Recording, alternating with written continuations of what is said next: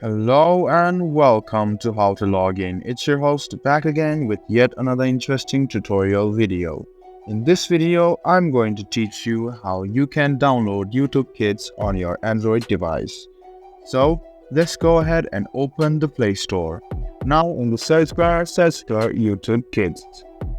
Tap on it and go to install. Wait for a while and YouTube Kids will be downloaded and installed in your device shortly. You should always keep your patience, as patience is the key. Wait for a while and in a while, YouTube Kids will be installed.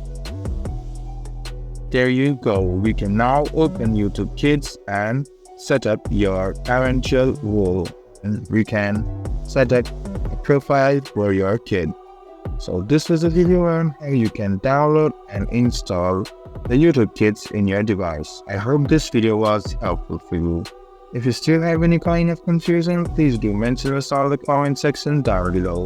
Like the video, subscribe to the channel, and do hit the bell button for more. Hope to see you in the next video as well. Until then, goodbye, take care and enjoy.